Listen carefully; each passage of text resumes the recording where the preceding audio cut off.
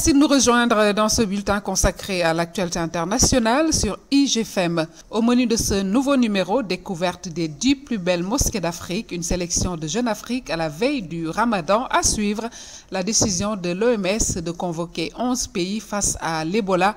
Et puis l'Ukraine signe un accord de libre-échange avec l'Union européenne sous la vigilance de la Russie.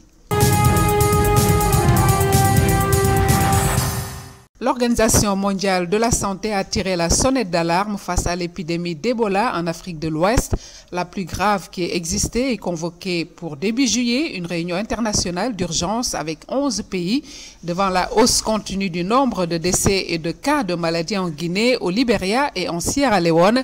Il faut impérativement intensifier les efforts de riposte, promouvoir la collaboration transfrontalière et le partage d'informations sur les cas suspects et les contacts et mobiliser tous les secteurs de la communauté afin de garantir un accès sans entrave aux zones affectées selon l'OMS afin d'interrompre dans les plus brefs délais la propagation de la maladie.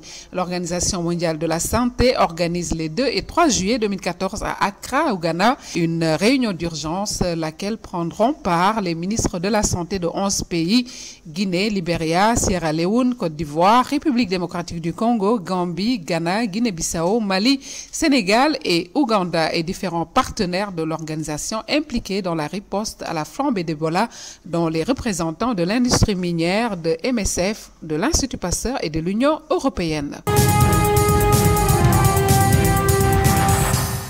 En Centrafrique, les violences continuent à Bambari avec 70 morts depuis lundi, de sources proches de la MISCA. Les combats qui ont opposé depuis le début de la semaine les miliciens anti-Balaka et les ex-rebelles de la Seleka ont fait aussi une centaine de blessés à Bambari dans le centre du pays, un bilan qui reste tout de même provisoire. La ville n'est pas encore accessible selon la même source. Les habitants peuvent se déplacer dans les quartiers nord et ouest, mais ils hésitent encore à se rendre au centre commercial et ailleurs. Au Maroc, la Médina de Fès, patrimoine mondial de l'humanité, sera bientôt en partie restaurée.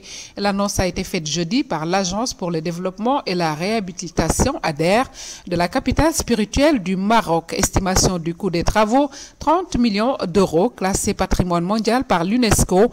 La Médina de Fès sera bientôt rénovée. Le projet rendu public à l'occasion du 25e anniversaire de la création de l'Agence pour le développement et la réhabilitation de la capitale spirituelle du Maroc concerne 3666 habitations menaçant de s'effondrer, rapporte le 26 juin l'agence MAP. Parmi elles, 143 bâtisses seront détruites.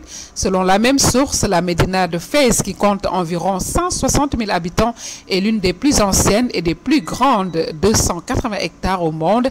Ces monuments, dont ces tanneries et la plus vieille université islamique du monde arabo-musulmane, font de la cité idrissite fondée à la fin du 8e siècle une des principales destinations touristiques du royaume. Nous vous l'annoncions en titre à l'occasion du début du mois sacré de Ramadan. IGFM vous propose de découvrir la sélection de Jeune Afrique des 10 plus belles mosquées du continent. La grande mosquée Hassan II, érigée au milieu des flots à Casablanca, celle de Djenné au Mali avec ses minarets en terre crue, ou encore la mosquée d'Ibn Touloum au Caire, exemple type de l'architecture sacrée égyptienne avec ses 400 à 500 millions de musulmans. L'Afrique regorge de lieux de culte islamique.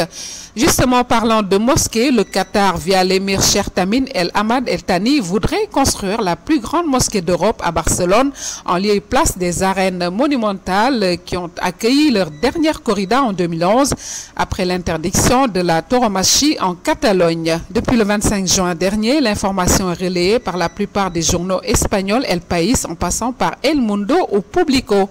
Al Thani propose ainsi de consacrer 2,2 milliards d'euros pour le rachat du monument et l'aménagement des 10 000 mètres carrés disponibles, outre une mosquée de 40 000 places et son minaret qui pourrait atteindre 300 mètres de haut.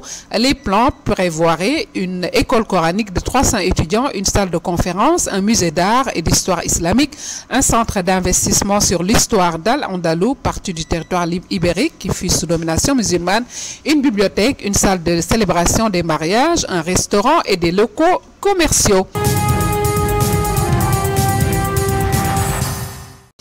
Enfin, sur la crise ukrainienne, le président Petro Poroshenko a signé ce vendredi un accord d'association et de libre-échange avec les dirigeants de l'Union européenne. Il a salué un jour historique pour son pays, le plus important depuis l'indépendance en 1991. Cet accord prévoit notamment de supporter l'essentiel des barrières douanières entre l'Ukraine et les pays de l'Union européenne. Avec la fin du sommet qui va désigner le nouveau président de la Commission, c'est le résultat de 7 années de travail, a déclaré Petro Poroshenko en arrivant à Bruxelles.